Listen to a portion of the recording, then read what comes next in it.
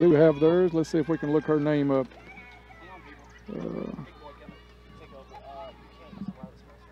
She's a junior. Ward is a junior, so a tough player defensively. Right. She's got some Very quickness, physical player, but she's been able to track, especially in that first half. She tracked down several Lady Tigers before they could get a shot away. Fort Campbell pulls a shot from about 20 yards out on the corner, caught in the air by Manley. She'll come out for the kick at the top of the 18. Good play by a trailer to get up and even get ahead on that one. Heads it into the stands, throw in for Fort Campbell. And the stream is back up and running, so we're glad of that. Got the kinks worked out. A lot of people enjoy the stream, Mason. We get a lot of people talk about that with soccer as well as football. And Fletcher, I thought for a moment, had gotten away with an offside, but she was offside. She's going to try to plead her case, but Coach Jacobs will let her know she was off by a mile. We would like to give our players the benefit of the doubt when we can, but you're probably talking in racing terms, she was about 4 lengths out in front. It's kind of the basics, but you get so into the game that you just forget to look at the other defender. On the kick, Fort Campbell comes back inside the 18, deflected around off a couple of players. They have a shot at the top of the 18 for a second. Now they bring it in. Good job by Kelsey Adams to close that one down. She gets it up to McEnany, and McEnany with a nice pass to Fletcher. Fletcher over to Freeman. Freeman back to McEnany. McEnany left-footed up, and it's going to go out of bounds. It'll be a throw-in, Lady Tigers.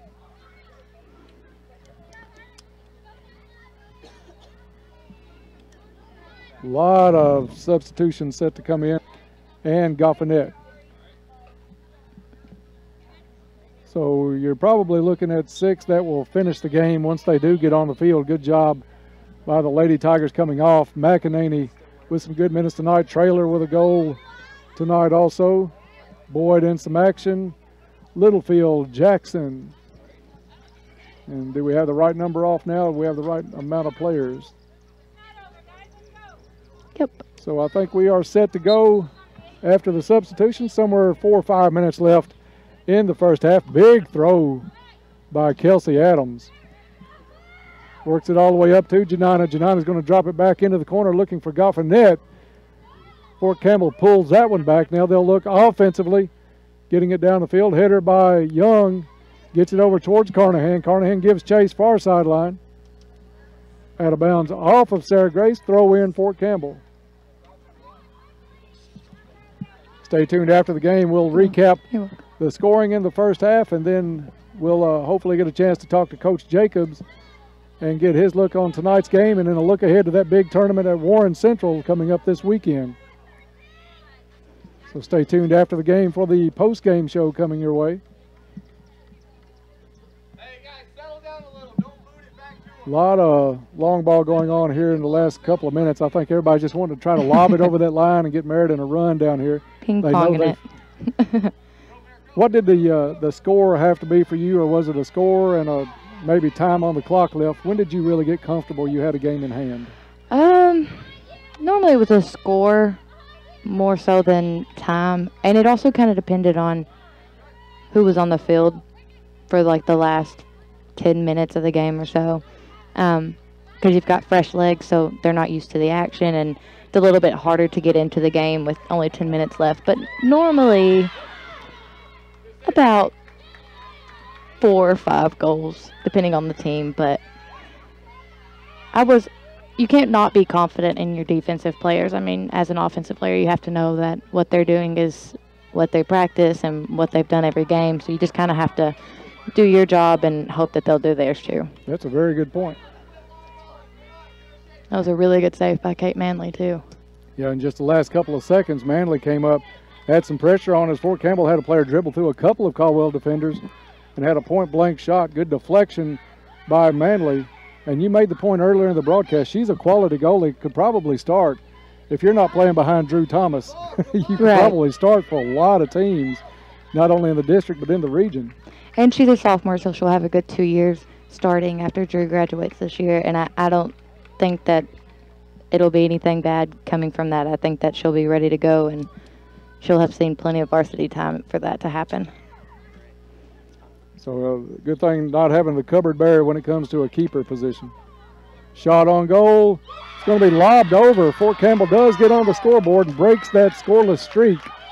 That's number 1 for Fort Campbell. We'll try to look her number up in a second. That's their second all now tied with all scorer. That is Caitlin Cervantes with a goal with about 2 minutes left. And Caldwell County's string of shutouts comes to an end tonight late in this one as Fort Campbell gets on the board 5-1 now, Lady Tigers. And Macy, that was a shot that you can't really blame Manley over. It was just lobbed at a perfect angle and found the far corner.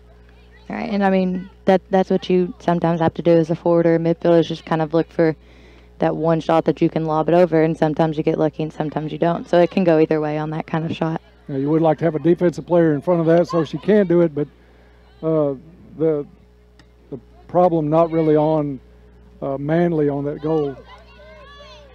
Ball's going to go across the sideline.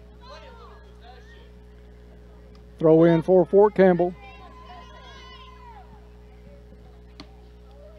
Deflection back up by Smiley.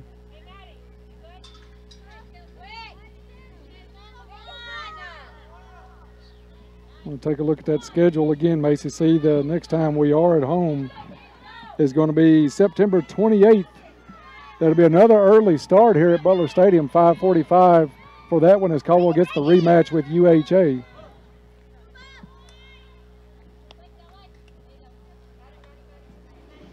Only after tonight, only 3 home games left on the schedule for the Lady Tigers. You have UHA, Crittenden County, and then, of course, senior night with McCracken County.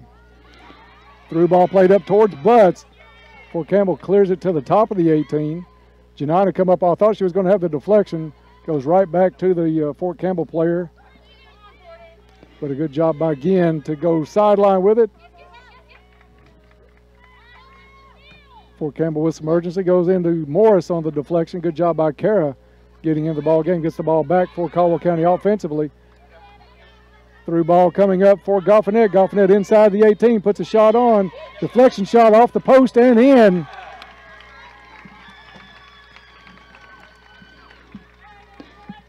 We're very close to districts. Do you know where districts are this year for these girls? Let's see if I've got that on anything else. Thinking Central, Hopkinsville Central, or Hopkins Central, but not completely sure.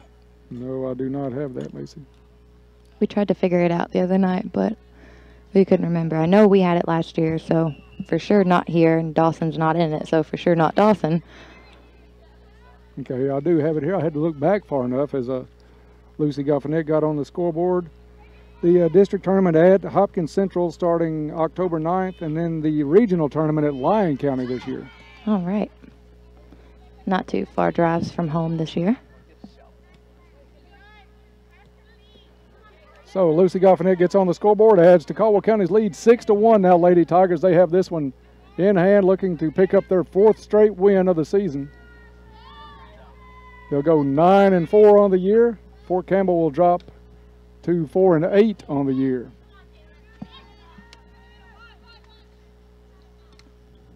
Ward with the big kick goes off of Freeman. Butts over there to pick up the loose ball. Macy, you got to think Caldwell in the second half also 50-50 balls. They probably lost the majority in the first half. I'd say they won the vast majority in the second half, and that kind of shows up in the scorecard. Right. I mean, just honestly going back to the basics of soccer and just doing what you've done since you were old enough to be taught by a coach and understand what they're saying to you. Ball played back over to Smiley. Smiley's going to drop it back to Morris. Morris had the pass looking for Goffinet. Goes off a Fort Campbell player. Coming back now is Morris. Morris and Adams team up to gain possession back for the Lady Tigers. Fort Campbell comes in, though, takes it away, puts it up the field, tries a long ball. Young there for Caldwell County to put it back up the field. Good step over move by Taylor Freeman, but knocked away as she was going in and out of the cones on the cone drill, if you will, against Fort Campbell. She went through a couple of players, picked off by the third one. As the Lady Falcons put it down, Young plays it off of a Fort Campbell player. Out of bounds. Look, should have been a Caldwell throw, and it is. We should be about done, I think. We were a few minutes ahead. Did we have some stoppage time this time? Just the one Fort Campbell player had to come out for just a second, but it didn't really eat up much time. And there is the final whistle. So the final tonight from Butler Stadium, it was Caldwell County 6 and Fort Campbell 1. We'll be back to recap this game, talk to Coach Jacobs about the game, and look ahead at the upcoming weekend tournament. So stay tuned for that. The post-game show starts in 2 minutes. We'll be right back. This is Lady Tiger Soccer on WPKY. Fortner Gas Company is a full-service local and family-owned propane company offering services in Princeton, Cadiz, Madisonville, and Murray. Right now, Fortner Gas is offering specials on propane.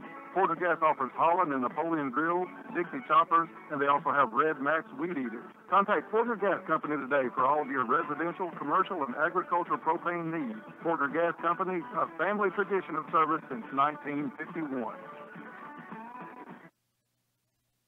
You can always expect great things at Planters Bank. When we say expect great things, what we're really saying is Planters Bank is here to provide the financial services you need. Planters Bank believes in the strength of our community and is a full-service financial institution. Our employees have a true passion for helping our neighbors, and it shows. See Jake Pepper and the rest of the Planters Bank staff at 208 North Jefferson. Planters Bank, member FDIC and equal housing lender. Here's a safety reminder from Pennsylvania Electric. Farming can be dangerous, so take time to observe some simple safety precautions.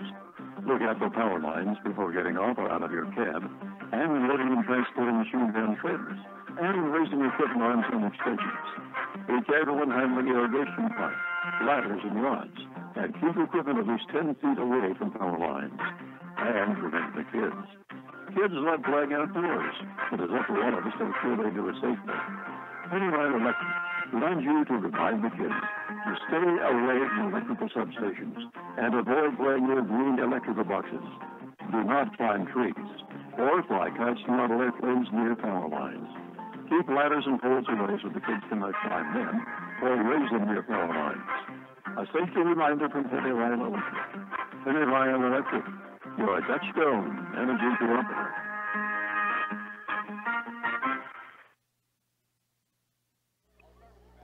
And welcome back to Butler Stadium. Caldwell County picks up their 4th straight win and 9th overall on the season, 6-1 over Fort Campbell. Scoreless at halftime.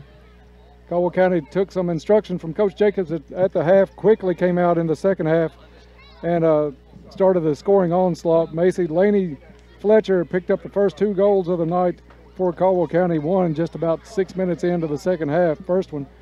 After that, Pookie Traylor scored. Then Laney completed a hat trick with a score with about 20 minutes left. Mackenzie Smiley put in a nice left-footed shot, found the far side of the net on a very good assist from Kaylee McEnany. That made it 5-0. Caldwell County's shutout streak ends tonight with only about 2 minutes left in the contest. Fort Campbell able to put a goal up with about 2 minutes left. So Caldwell County had 3 straight shutouts tonight. Just the 1 goal by Fort Campbell. Lucy Goffinette wrapped up the scoring for Caldwell County late in the second half, just before the whistle, to make it 6-1 Lady Tigers, as they will take a 4-game winning streak into the tournament at Warren Central over the weekend.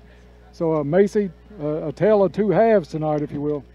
I mean, they definitely, the second half, they came out playing how they should have came out the first half, and if they would have came out the first half playing like they were the second half, I think that it probably would have been a 10-0 game or some sort of mercy rule game.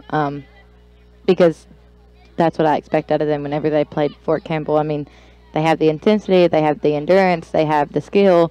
They should have done it, and it just took a little longer for it to finally click for them today. Yeah, the intensity was missing from the start of the game tonight. Coach Jacobs didn't hide that a bit as he pulled starters out early in this one.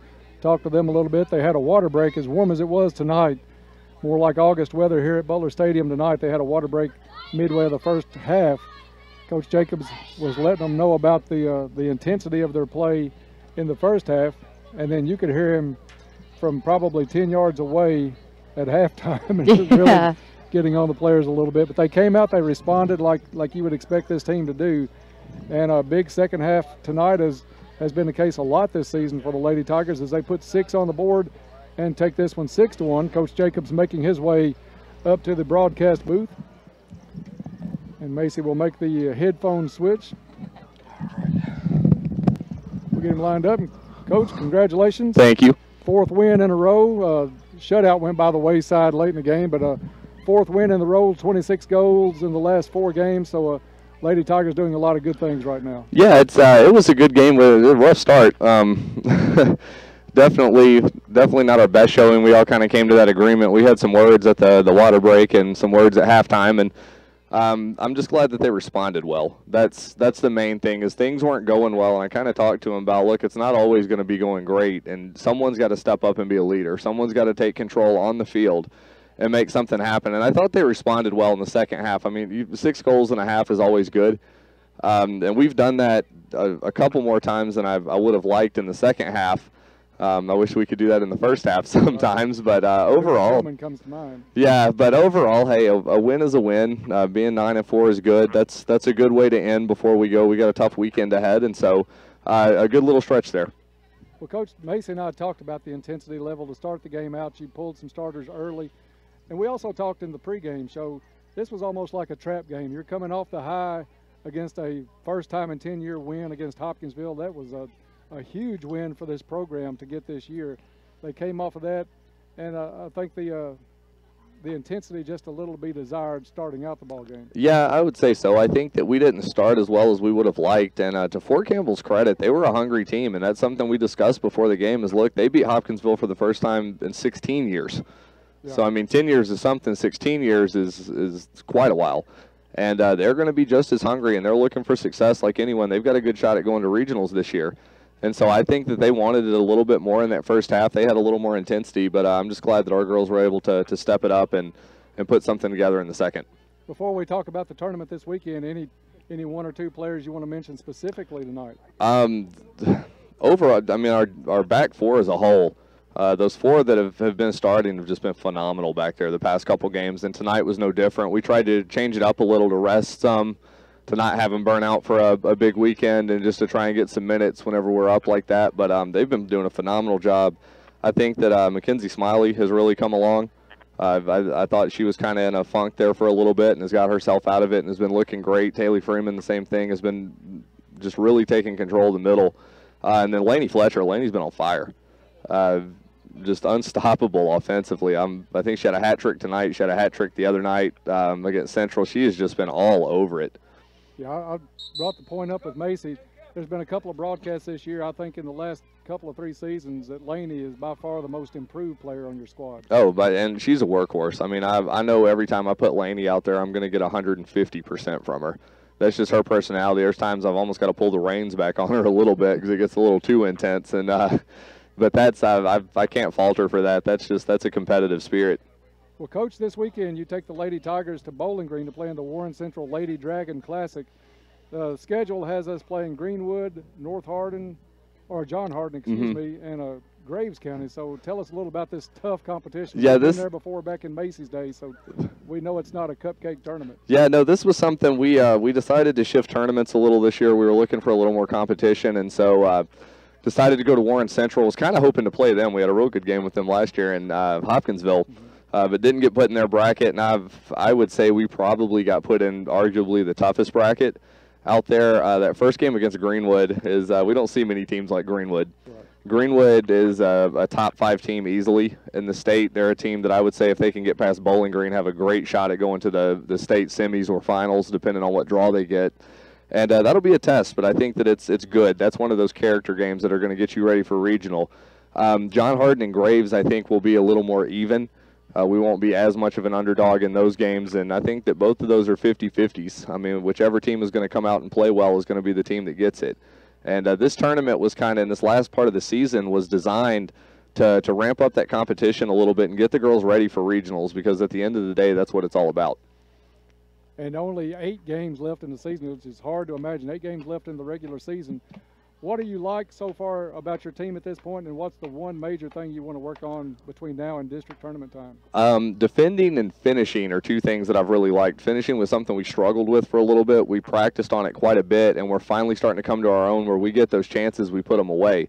One thing that we need to work on a little bit, I would say, is still that combination play. We're still not quite where we need to be. It's starting to develop, but just being able to have the knowledge to be able to see what's going on off the ball and make those movements to support your teammates is something that we still struggle in a little. We're trying to break the habit of all going forward and instead getting a little bit of help in the middle to put a combination together in order to move forward. Well, Coach, congratulations on a big win tonight. Thank you. 6-1 over Fort Campbell, Caldwell County in a tough tournament this coming weekend. So we hope you'll keep us up to date on Twitter about how that's going and keep the scores coming to us so we can broadcast those this coming week. Macy, anything you'd like to add as we close here tonight? Nope. I'm really glad that I got to come up here and do it again. I had a lot of fun.